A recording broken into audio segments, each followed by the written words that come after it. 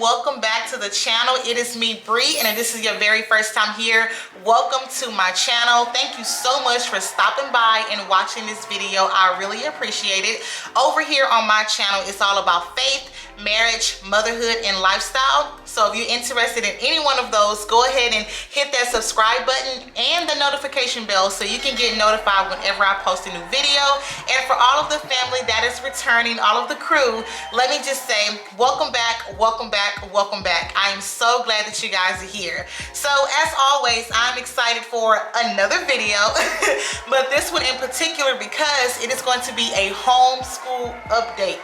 I have been doing homeschool with Clay for 1 full month. Yes, we have made it 1 month, and I definitely wanted to go ahead and just document how the process has been so far. I wanted to give you guys some good things that's been happening, some not so good things, and basically just tell you how this month has been so far and what I'm looking forward to as we continue on with this homeschool journey. So let me go ahead and stop rambling. I want to go ahead and get this information out, so go ahead and sit tight because we're getting ready to get started. Okay guys, so our very first day of homeschool was August the 22nd. Originally I was going to start after Labor Day because I wanted to give myself time to just really heal and recover. If you guys do not know, I literally had a baby 8 weeks ago, so I'm 8 weeks postpartum. So I wanted to make sure that I gave myself to heal and recover from the C-section, bond with the baby. So I'm like, you know what, after Labor Day, that sounds like a good time. But the Lord was just really doing some healing within my body because at my 6 weeks mark, I felt absolutely amazing. I truly began to feel like Bree again. So I told myself that if my doctor gives me the green light, if my body is healing the way that it needs to heal, baby, we're gonna go ahead and get started with school because I'm ready, okay? Not only am I ready, but Clay is ready, right? He would come home, he'd see his classroom, he's ready to get in here, he'd see all these books and colors and markers, like he was ready to get started. So once my doctor gave me the green light, once God gave me the green light, we said, you know what? We started in August, okay? So there were a couple of districts starting on August the 22nd. So I decided that, you know what? That's gonna be our start date as well. And y'all, I do not regret it one bit, okay? I was not rushing or anything like that. I was not overdoing it. I felt good in my body. God gave me the green light, and so we got started. And y'all, if I had to sum it up in one word, you're gonna hear me use this word a lot. It has been amazing so far, okay? Amazing. It really has. Just being able to just see Clay on a daily basis, see him learn and do his alphabet and spell out words and do things that I didn't even know that he can do and create plans for him and create activities for him. It has been amazing. Y'all, being a classroom teacher and being a teacher that would go to school early and leave late, I missed a lot of Clay's like learning time, right? I missed a lot of him doing so many new things that I wish I could have saw with my own eyes. But now being at home and being a stay-at-home mom, I'm seeing it all. And y'all, it has been amazing, okay? I love it. But don't get it twisted.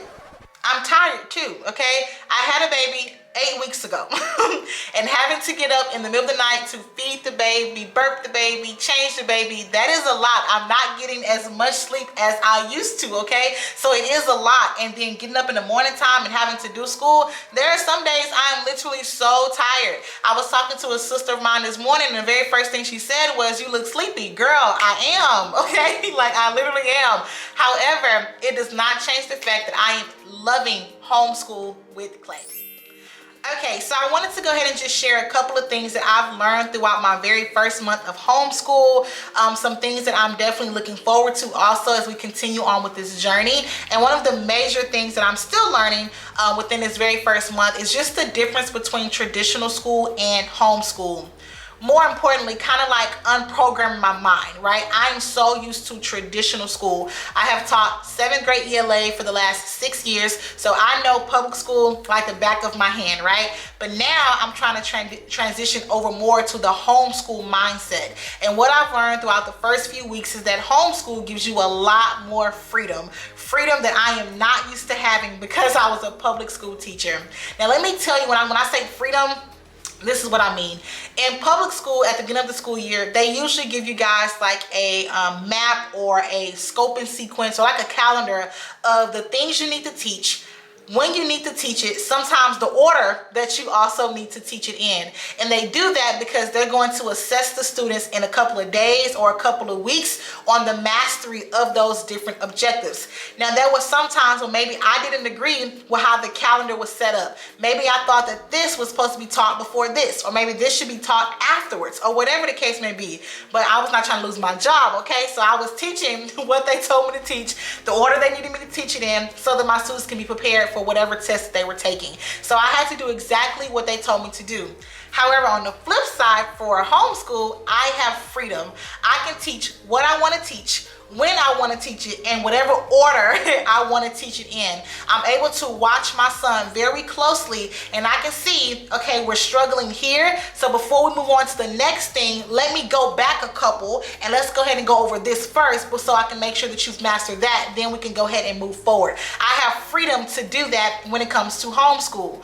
Also in public school, they may give you, like I said, a certain time. You got to be able to cover all of these different subjects in these first 2 weeks, or whatever the case may be, right? So if students did not get it, okay, you got to pull them to small group or something like that. But we got to go ahead and keep it moving because we have other things to teach. But in homeschool, if I see that my son is struggling with something, and maybe if it was only supposed to take 2 days, we need 4 days or 5 days, guess what? We're going to take 2, 3, 4, 5 days, however many days we need until he mastered the subject, right? Or maybe on the flip side, if he already has this content down, but it says I need to go over it for a week, I don't have to go over it for a week. Instead, I can go ahead and move on, maybe come back to it, but I can go ahead and move on to something else because he already has the content. So when I talk about freedom, that's what I mean by freedom. And again, it has been the hardest for me to understand, honestly, because my mind is so wrapped up to traditional school. When I first planned out this whole homeschool thing, I just knew that I had it all together. Okay, I'm like, I'm a teacher, I got this.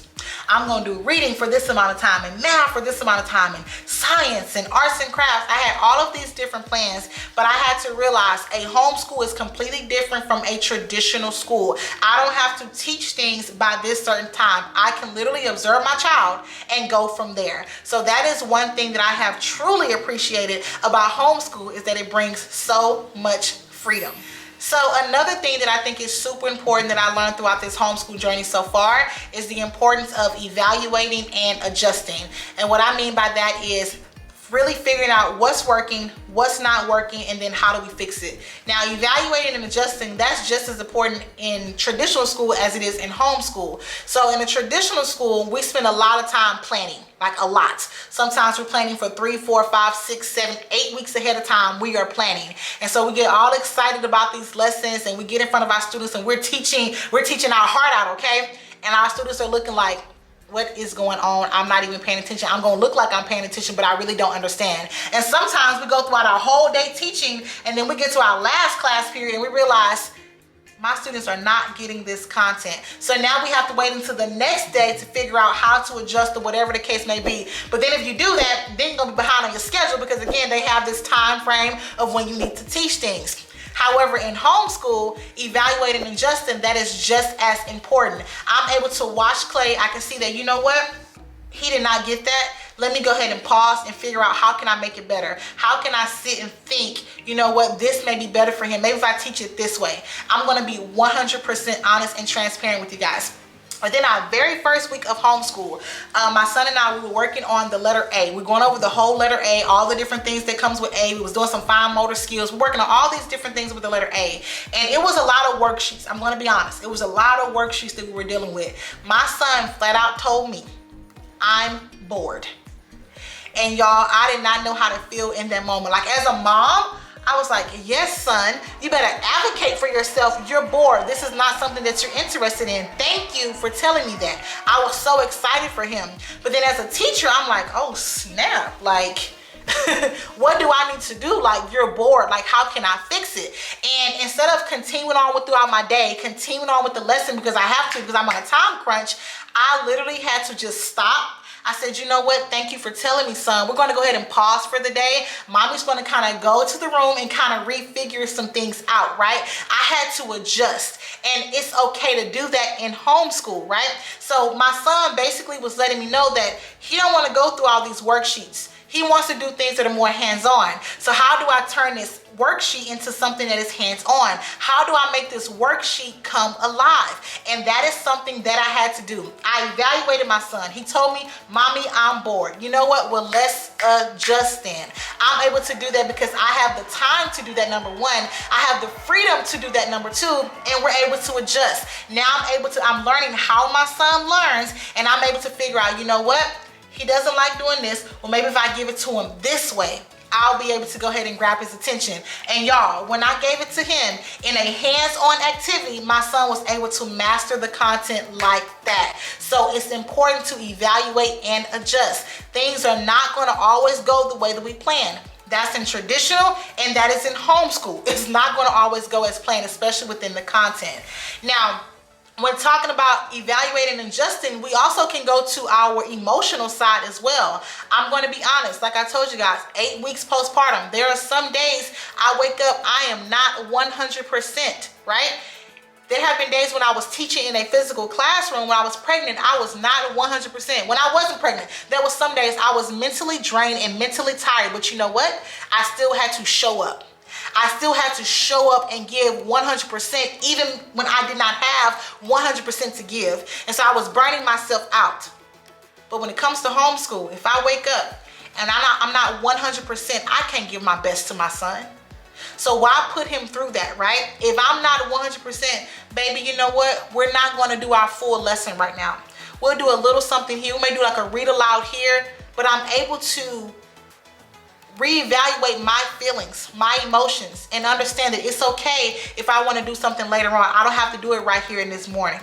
I had to evaluate how I was feeling, evaluate how I'm going to give this lesson to my child, and just adjust. I can do that because I'm homeschooling. But not only my emotions, y'all, my son's emotions as well. I have a 4-year-old, okay? 4. We are still processing emotions here. He doesn't always wake up in the best mood every single day. Absolutely not. He does not do that, right? There are some days he just does not wake up on the right side of the bed, and he may be in an emotional state in the morning time. And what I'm not going to do is force him to sit down and do this lesson because we have to do it because I'm on a time crunch. I'm not going to do that in homeschool right now. I want to let him know that I understand his feelings. Right now is not the best time for you. Mentally, you're going through something right now. I want you to process those emotions, and we're going to get to our lesson in a little bit. I'm able to do that because I'm homeschooling, right? I'm not forcing him to sit down and do this lesson. Now, let me be honest.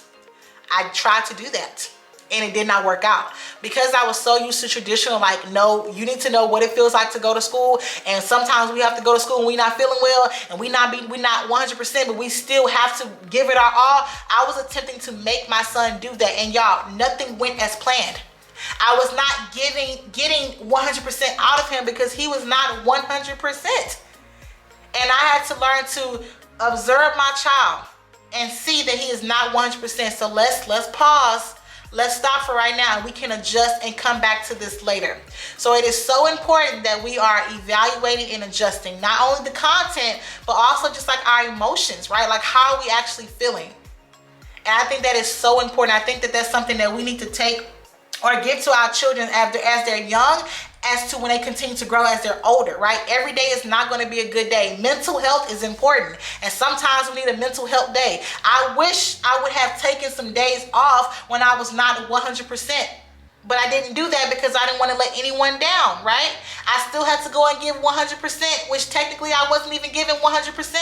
And my students know that because my students knew me. I had relationships with them. I was not 100%. But with homeschool, if we can't do it in the morning time, we don't do it in the morning time. Maybe we can talk about the lesson in the car on the way to Starbucks. Maybe we can do it at bath time. Maybe we can do it at dinner time. It doesn't always have to go in this morning time because that's when usually people go to school. I'm able to adjust the schedule how I want to adjust the schedule, and that is extremely important. So another thing that I learned throughout these last few weeks that I feel is very important, and I think that it's definitely going to carry me throughout the rest of my homeschool journey, is the importance of having a community, right? A community of people that does not mind sharing different resources and helping you, and you're able to talk with them about what you're going through as a homeschool mom. Some people think that, hey, if I'm a homeschool mom, oh, this is going to be so easy. I'm going to do this, I'm going to do that. Yes, it's going to be an amazing opportunity, but there are going to be some difficult days. There's going to be some challenging days. Let's just be completely honest. But I am so thankful for my community that's in person and my amazing community that is online. Y'all, there are some amazing homeschool mamas online, okay? I have gotten connected to so many of them, and I'm truly thankful. And then also, shout out to my community here in Houston. Shout out to Ashley, Lauren, Danae. I appreciate you guys. I'm able to talk with them whenever I had a bad day or things did not go well. Hey, how did you teach your child this? You know, you're able to share with different people who are going through the same thing as you. And so I absolutely love that. And so please find you some type of community to help you with finding different resources. So when my son did not like those worksheets and I had to bring the worksheets to life, I had to be able to go to Pinterest and Teachers Pay Teachers and YouTube, and I found all these different ways that I can go ahead and make this writing activity into a hands-on activity, and my son absolutely loves it, okay? So I ended up ordering this book from Amazon called Home Learning Year by Year, an amazing resource. It is a book that gives you what students should know by this age level all the way up to high school. So I think it's preschool all the way to high school. They give you different things that students should be learning during that time. Now, it's not telling you like, hey, by this date, you better teach them this. It's not saying that. It's just giving you a suggestion, but also it provides you different places for resources that you can go and get helps with creating activities. Creating activities for my child, honestly, it's my favorite thing to do. It came easy to me as a teacher because I even did that in my traditional school setting. I love trying to figure out different ways on how to get the content to my students. So I was always known for coming up with creative ideas, and I'm so glad that I get to do that inside of homeschool as well. So for instance, in kindergarten, for reading or language arts, it says that students should know the upper and lowercase letters of the alphabet, both in and out of sequence, right? And I said, okay, I gave Clay the worksheet. He did a little bit on the worksheet, then he said he was bored. But he still needs to know the difference between uppercase and lowercase. So here's what I did. I ended up taking a blank sheet of paper, and I drew some boxes on it, right? And on the box, you have uppercase and lowercase letters. And I do this for every single letter. And instead of him just pointing to the uppercase, pointing to the lowercase, I ended up drawing these two little blocks right here. And every time he sees an uppercase E, he has to put an orange block on it. Every single time he sees a lowercase e, he has to put a yellow block on it. And it allows him to just use his hands. That's what my son likes to do. He likes to manipulate things with his hands. Super easy. All thing I did was use a permanent marker. I drew out the boxes and I laminated it, y'all. Like, that was it. And he loves this activity. And this is something that we do with every single letter, and it helps him to know the difference between uppercase and lowercase. So yes, I did give it to him in a worksheet form, but because I know that he likes to use his hands, I created this so that he can use blocks. So I'm going to go ahead and insert a video right here of him literally just doing it. Like, he loves this activity. Another thing that they say that they should know in kindergarten is just kind of like the different basic signs, operation signs. So addition, subtraction, multiplication, division, all of those different signs. I think they say counting from 1 to 10. Now, one thing, if you do not know, Clay's favorite subject is math. So we are working on addition and subtraction, multiplication, and division. Hopefully by this year, I know we're going to be doing it. We're going to be doing 2- and 3-digit addition and subtraction. I cannot wait. I know that that's where we're going. However, this is just something that I created. So yes, I could just give him a worksheet and give him all the different math facts. I could, and I have, but also just to make it a little bit more hands-on with him, I ended up just creating this on my computer. So as you can see, this is just 40 divided by 4. And when our theme was bears, I created these little answer choices, and it basically just have like these little dots on it, and he's able to take the bear and stick it on the actual problem. And again, it turns a worksheet and it kind of brings it alive. Now he's able to snap it off and put it back on, right? So I gave him just all of the different bear answers, all the different problems, and he just went at it. And again, it's another hands-on activity that really gets him involved. So yes, it is math, but the fact that he can go like this and put it back on, it just takes it up another level for him. Again, I'm meeting my son where he is, but I'm also giving him something that is hands-on for him.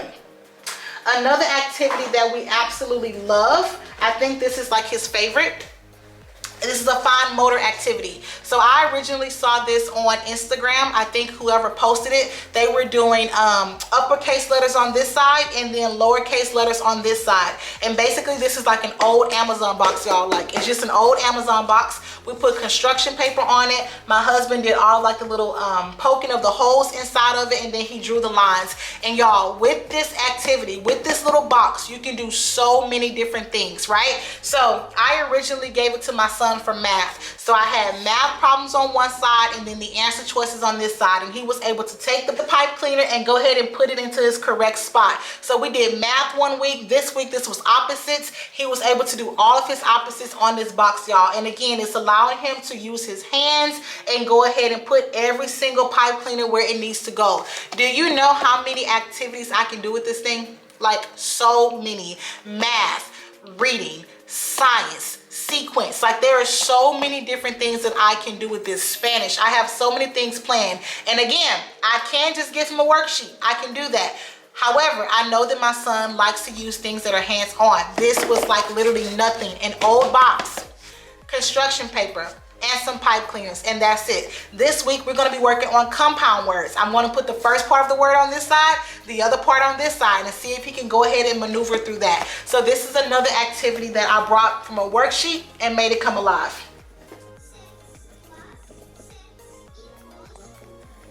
Excellent. Yay! Yay, 5 plus 4.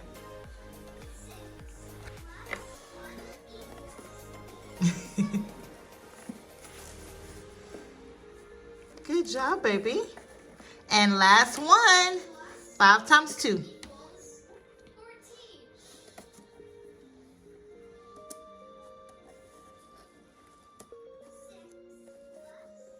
You are right. We also we were counting by 6s, right? So I know that he knows how to count to 6. I know that he can tell me all the multiples of 6, but this time I wanted to see, could he do all the different ways to get the 6. So I gave him like some little magnetic numbers, and he was able to do 3 plus 3 equals 6, or 5 plus 1 equals 6, or 0 plus 6 equals 6, right? We were able to go ahead and do that together. And again, I could give it to him in a worksheet, but I'll allow him with the magnetic letters. This allowed him to be able to use his hands and to go ahead and manipulate from there. So this is another activity that we also did within our first month.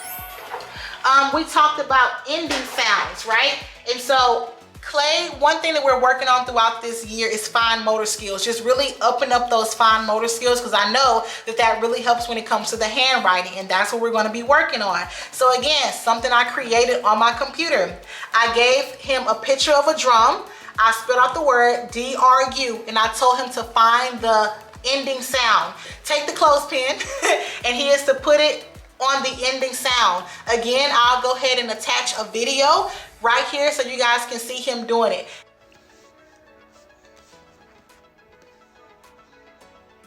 Good job. Now what word is this? Drum. Good job. The very first time I gave him a clothespin, it was so hard for him to open it up. But every single time that I give it to him, he's getting better and better and better. And so now he's able to go ahead and do that. Again, simple activity, allowing him to know the ending sounds. It's been a fine motor activity, and instead of him just circling it on a worksheet, I'm able to allow him to use his hands. So this is another activity. You can do so many things with this as well. My son loves to build, right? So right now in this week, we're going over the number 9. So we're talking about all the different multiples of 9.